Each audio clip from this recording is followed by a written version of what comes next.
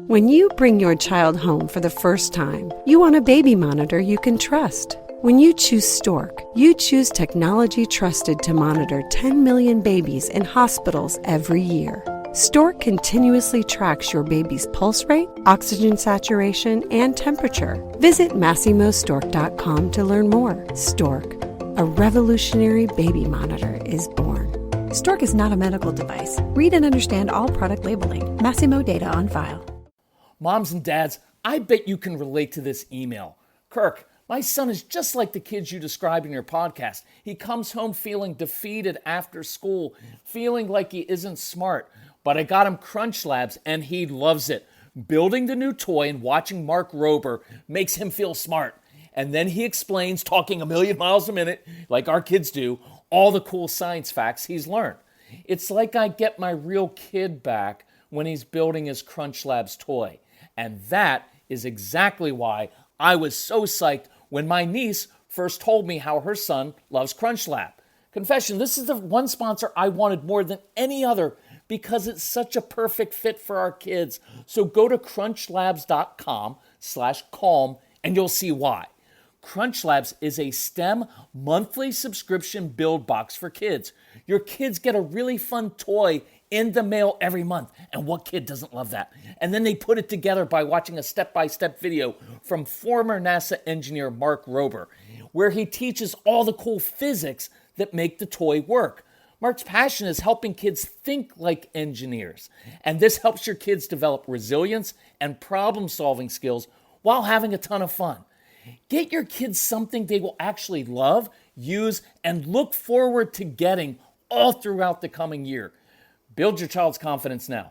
Visit crunchlabs.com/calm and get your kids Crunch Labs today.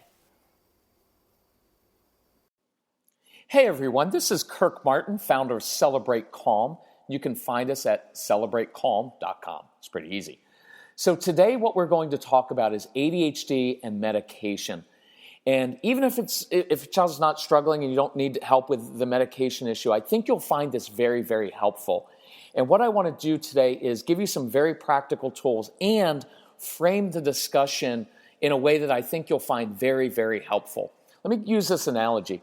If I go in and talk to my doctor and he says, hey, Kirk, listen, your cholesterol is a little bit high, I wouldn't want him immediately saying, hey, I'm just going to give you this pill and you're going to take that. Instead, what I want to do is work with my doctor and say, hey, let's change your diet. Let's change exercise. Let's reduce your stress level. And then after 3 months, come in and we'll check your cholesterol levels. And if it appears to be working and they're going down, then let's continue to refine and make more changes and see if we can get this under control naturally. If, however, no matter what I'm trying isn't working, so maybe it's something hereditary or genetic, and maybe the medication would help, I would want to start with a low dosage and again, keep measuring to see, is this working or not? But I want to try all the other tools first before I go to the medication. I think that's what most of us would want to do with our kids with medication. I know it's a heated debate, and I'm not into people judging each other. We're like, you should never do it, or if you don't do it, you don't care about your child. I'm not interested in that. So honestly, let's handle it in a mature way, right? So here's what I do want to do, though, is first, understand what's really going on inside your child's brain and also in their heart, but mainly in their brain with this. So if you've ever been to our workshops, you'll see this chart that we use with 3 columns. And the first column is usually about this. It's kids. And look, I'm going to use the non-technical language because I want this to be approachable and so everybody can really get this. First column, I talk about kids that have very busy brains, right? And you know this. Their brains are moving a million miles a second. They're always thinking about things. And in many ways, when you have a brain like this, it feels kind of disorderly inside. And that's why order and structure is so important. But you'll get kids who are disorganized and forgetful. They struggle with executive function, right? Following through on directions. Sometimes they struggle with short-term memory. They're slow processors of information, which makes it really tough in school because when the teacher asks a question, sometimes kids like ours and people like me take a couple extra seconds to process and then answer the question. You'll see this in kids in school at times if they're taking a test and they notice all the other kids are turning the paper over or turning the test into the teacher and they're still working. Well, they feel stupid. And no kid wants to feel like they're stupid. And so they'll go ahead and just scribble and hurry through their test and turn it in, just so they're not the last one to do it. You'll get kids who are sometimes controlling and bossy, kids who can't play games with other kids because they have to change the rules of the game, cheat, or quit. And that all comes from this. Kids who eliminate unknowns. They'll wear the same clothes, eat the same food every single day. Enforcing justice and fairness is a big one. These kids are like cops, judges, and attorneys all rolled into one. Difficulty organizing thoughts and writing. And sometimes that's because they have very busy brains and it's hard to organize it in their brains. And it may even be mixed with dysgraphia, which is difficulty with fine motor skills. You get anxiety, easily overwhelmed, right? Meltdowns over little things. So you have a lot of things going on with that busy brain. Now, also in that brain, at times you have kids whose brains are physiologically understimulated. So they don't get enough blood flow to the brain, or they don't get enough dopamine. So their brains are physiologically understimulated. And so what the medication is usually doing, it's usually a stimulant medication. So what do kids do naturally to stimulate their brains? They fidget, they tap pencils, they bounce their legs. All good and normal things, nothing wrong. In fact, we're big fans of fidgeting when done appropriately and when it doesn't irritate or interrupt other kids, right? Chewing. Some of your kids, they chew on their tassels on the hoodie sweatshirt that they've worn for 14 straight days. They will sometimes chew on their sleeves on their shirt, humming, singing, talking loudly, the constant movement, distractibility, impulsivity, I think comes from here oftentimes. Procrastination. Think about this. The reason we procrastinate is it's a negative tool to help us focus, because when we wait till the last minute and there's pressure, we get an adrenaline rush. That adrenaline actually brings blood flow to the brain and helps us focus. I think it's partly why some of your kids like hanging off the sofa upside down, because when blood flow rushes to the brain, it's actually a great way for them to do homework, and some of it is a sensory issue as well. They tend to work in spurts. They argue and pick fights with siblings. Why? Because it stimulates the brain. Because all I have to do is look at my sister or roll my eyes at my mother, and now all of a sudden I wind the whole home around my little finger because everybody's getting upset at me. Not a good thing, but I'm controlling the behavior of another human being. That stimulates the brain, right? Oppositional kids, they get bored easily. They like to do things the hard way. So all of these things happen because the child's brain is understimulated. And then the third column, we talk about sensory issues, whether your kids are hypersensitive, things are too loud, lights are too bright, right? They're really sensitive to smell, sensitive to touch. You get hyposensitive kids who are looking for pressure on their joints and muscles, so they're pressing up against everything, right? And sometimes it manifests as aggression. And you get kids with dysgraphia, with fine motor skills issues. So that's kind of the backdrop of this is what your kids are dealing with. And so sometimes we go right to medication instead of stepping back and saying, hey, if I know this is the way the brain works, what are some very natural ways that I can help overcome or minimize some of these issues? Because, look, I don't like changing who the child is. The first name of our organization was actually Celebrate ADHD, because I've come to believe that there are so many advantages that come with ADHD that it's something that we can actually utilize to our advantage, right? But we, in schools and in society, we only focus on the negatives. And there are some true negatives and challenges. I'm not denying that at all. But I don't want to send a message that something's wrong with you and we need to change who you are. I'd rather send the message of, man, you've got some great advantages. You've got a great brain, love how your brain works, but with every strength, there's also a corresponding weakness. No matter what it is in life, it's always there. So I want to give you some tools to help you overcome these weaknesses so that we can make the best use of that amazing brain. So here's what I encourage you to do. Get out a sheet of paper sometime. Down the left-hand side of that sheet of paper, write down specifically Look, I want this to be specific because here's what happens. Child is struggling in school and a teacher or someone else or maybe a grandparent says, I think your child maybe have ADHD. You need to put them on medication. Well, that is so broad that it's not helpful. In fact, it's often harmful. And so I want to make this specific. So down the left-hand side of the sheet of paper, you may list this, the different issues: focus, attention, executive function, following through in directions, impulse control, writing may be difficult, slow processing speed, organizing, social skills, sensory issues, anxiety, short-term memory. Whatever it is, make the list down the left-hand side of the sheet. Now, here's what I really like about this approach. Across the top of the paper, we're going to list as many tools as possible in order to help with these different issues along the left-hand side of the sheet. And so I want to bring to bear every possible tool I can give this child to help with the different issues.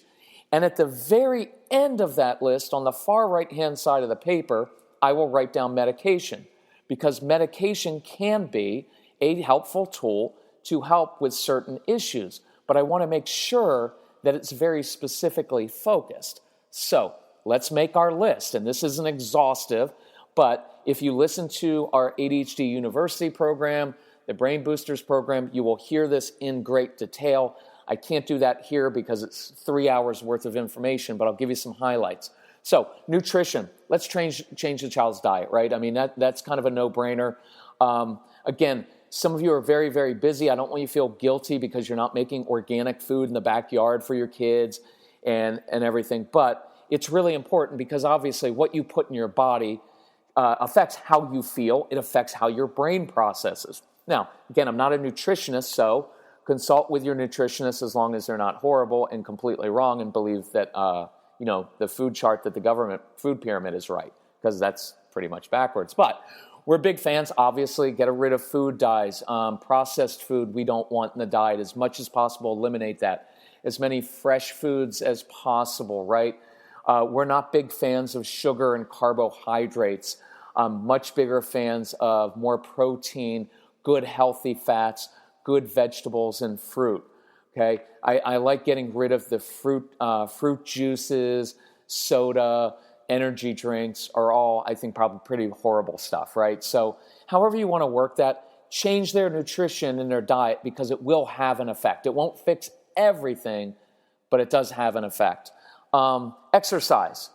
It's important because exercise, good intense exercise will release endorphins in the brain. So one of the times where we do homework with kids is after they've just done some intense exercise, because oftentimes it helps them focus better when they do that. Exercise works off anxiety. It is also just good for general concentration and just stress relief, right? So adding that to your daily list of activities is really important. So impulse control. Let's teach impulse control, right? And so look, part of my intent here is that everything in our society tends to be a quick fix. Well, we're just going to take this, we're just going to take this one energy drink that has 100,000 vitamins in it, and that's going to fix everything. And it just doesn't, right? You've got to get to the root of things. And what I really want to teach is lifelong skills. And so teaching impulse control is an awesome thing because they will use that for the rest of their lives. And we do that whether it's through food, right? Like sometimes with my son when he was young, I'd say, and when we ate at Red Robin, which we don't anymore so much, but when we ate at Red Robin, I'd say, hey, how many French fries are we leaving on the plate today? And he'd be like, well, why would you leave any on the plate? They're really good. And I'd say, so that we can show that we can, because there's something powerful that happens when there are 2 French fries sitting there and we choose not to eat them. And by the way, with nutrition, we went in steps, right? We didn't go total cold turkey with everything, right from, pizza and fries and chips and all of that to spinach salad and grilled chicken. It didn't happen overnight. We gradually eliminated one bad thing and added something positive over time so that we kind of worked into it. And by the way, you may want to look into an alternative doctor, someone who can deal with gut issues in your child. Always look a little deeper. Some of your kids, you may look up PANDAS, PANDAS, an autoimmune disease that affects some kids and sometimes masquerades as OCD. Always look a little bit deeper, right? So we would start to teach kids impulse control. I'd tell kids, hey, here's the deal. Tonight you get 27 minutes to play your video games, but if you turn off your video games 2 minutes early tonight, just 2 minutes early, okay, I'll give you an additional 4 minutes to play the next night. It was a short, small way of teaching kids delayed gratification and impulse control. But you have to start teaching that. Focus and attention. Man, there are so many different ways to help your kids with focus and attention, whether it's using music, those sensory strips we mentioned, doing homework upside down, doing classwork, taking tests underneath the desk, chewing on things, doing homework in different and odd ways. Definitely listen to the ADHD University CDs because we go through that in great detail, all these different tools that they can use in the classroom to do that. Stimulating the brain. How do we stimulate the brain in natural ways?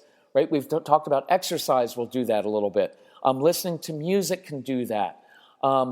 Here's something else. Motivation. Finding something that motivates your kids because you've noticed this. Your kids don't really have focus issues. They have motivation issues because when they're motivated to do something, they actually have a gift. They can hyper-focus. So when I give kids a purposeful mission and a larger goal, or sometimes I make things a challenge or make it more difficult for these kids, it actually stimulates blood flow. There's a part of the brain that gets stimulated, and it actually helps them with focus and attention. We want to use their energy in positive ways. Another thing you can list across the top is things that help with sensory issues. Building an obstacle course in your basement or backyard. So first thing in the morning, your kids have to eat their breakfast out in their obstacle course. They've had to climb through, over, under things, put pressure on their bodies. Simon Says games at the beginning of class. All of these things help because, look, kids who have sensory issues get distracted easily in class because instead of paying attention to their teacher, they're actually thinking about how their bodies feel. So when we give teachers and parents proactive tools to meet the sensory needs, some of that distraction goes away. I hope that makes sense. Focusing on a specific job, giving kids specific jobs to do at school. That's a great one on the top of the chart. When kids are overwhelmed, breaking things down into smaller pieces and getting a success or a win can help. Kids who struggle with organization. One of our favorite tools, which some people like, some don't, is, hey, you come home, do your homework. Child saves some money, buys a little $10 scanner, scans it into their computer, emails the homework off to the teacher. We just help that child a little bit with the organization, right? And so that's not all, but that's a good list to have. And so here's how I want to work this plan. Slowly begin to implement all of these tools in your child's life. And so what we start to notice is, with this chart, is we can say, hey, that exercise is really helping in these two areas. Changing his diet helped this way. Giving him some sensory tools really helped with the distractibility. Giving him a specific job, stimulating that brain in natural ways. Letting him listen to music while he does homework. That helped with the focus and attention, a little bit with the processing speed. So now here's what we're able to do. A couple good things come out of this. You start to see, hey, there are some things the child can do naturally by himself that actually help him be successful. And that will help him in a couple ways. One, he can begin to advocate for himself with you and with teachers and say, hey, Mrs. Teacher, I want to do well in your class. I've got this really great brain. As you've noticed, I'm really smart, I'm curious, I've got a lot of good ideas. But I do struggle in these couple areas. I've noticed that when I do X, it really helps me focus better. Would you mind if I began doing X, Y, and Z, as long as that doesn't distract any of the other kids in class? Do you know how beautiful that is to know how your brain works, to know that there's nothing wrong with it? In fact, you have a great brain, but you know where you struggle, and now you have your own tools and you can advocate. And here's where else this comes in play. Their entire lives. When I was in the corporate world, I knew this. So when I interviewed for jobs, I let people know, I'm awesome in these areas. But if you want me to do this, probably not your guy. Or when I got into a job, I would go and talk to my bosses and say, hey, I know this may look a little bit odd, but do you mind if I do my work this way? Because I just tend to focus better that way. And as long as I was being upfront with them and I was performing, everything was great. So I love that part of it. And I really love developing lifelong skills. For example, impulse control. I want kids to have impulse control when they're 4, when they're 7, when they're 13, 17, 27, 37, 50, right? And so it's beautiful, but here's the other part we use with specificity. Now we can go back to your doctor or a psychiatrist, psychologist, whoever you're using, alternative doctor, and say, listen, my son struggles in these 8 areas, but we've been putting into place these 10 different tools, and it has helped in these 6 areas, but he's still struggling with X and Y. Is there a medication that specifically helps with those 2 issues? And if so, would you recommend that we try them on a trial basis, starting with a low dosage, and see what happens? Right? Because now instead of going and saying, I think my child has ADHD, can you give him a medication? Now I'm going in and saying, my child struggles in these 2 very specific issues, two specific issues. I want to know if there's a medication that deals with those 2 things. Then what you can do is I want you to keep just a little diary. It could be in your phone, right? Of if you do start medication, let's keep a diary for a couple reasons. One, I want to just track performance. I also want to track moods because when we tried this with my son, he had a really adverse reaction to his medication and his moods changed very significantly. And we could track it specifically to the day he started medication. And so we took him off and we ended up doing all these natural things.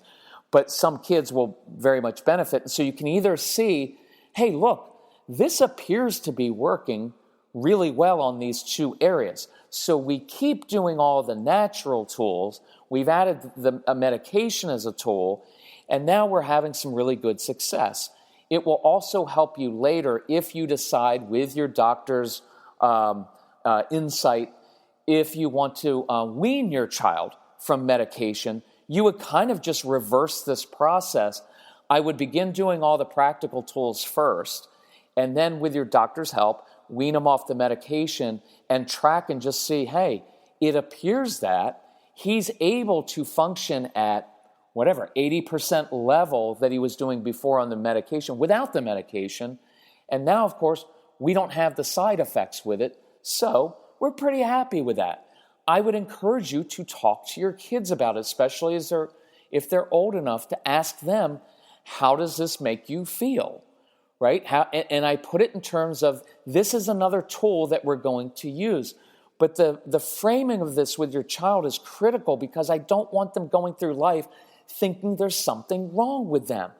And I encourage, if you get the ADHD University CDs, I want you to listen to them first and then think about letting your kids listen, because we go through how to frame this and explain their brains to them so that they don't go through life or childhood thinking there's something wrong with them. We're just helping them and giving them tools. So I hope that makes sense to you. A couple more things, ways we can help. We cover all of these tools in our teacher training. And I'll just say this bluntly. Most teacher training stinks. It's boring, theoretical, and it doesn't work. And you know how I know that? Because I've had about 10,000 teachers tell me that. And the reason they love our teacher training is because we give them very, very practical strategies they can use in the classroom. And plus we make it, plus it's funny. Our training's funny and it's enjoyable. And they get insight into these kids. And it really helps them understand the kids inside and out, so they take a more positive approach to your kids. So if you're interested, email us. Email my son Casey. It's CASEY at celebratecalm.com. And just send him a message with the name of your school, your church, your city, and we'll send you information and make it very easy for us to come train your teachers, because teachers just need tools as well. They don't get trained in all of this, and that's what our job is, to give them tools. If you're interested, get the ADHD University program. We have it on sale right now. In the early days when we first launched ADHD University, we sold it for $297 alone. And you know what? it was worth every single penny. And it is, because it's phenomenal and comprehensive, and it will change how you view your kids and give you so many strategies for homework and school time. We're doing a special, and we're also giving away with it a download, the Brain Boosters for School Success download that you can share with teachers. And you get all these as physical copies and downloads that you can share with the grandparents and teachers. And we're doing it for $99, which is phenomenal, because that's less than it costs you to go to the doctor or a therapist. It costs less than a plumber coming to your home. So if I'm being, I'll be blunt, there's no reason not to have it, right?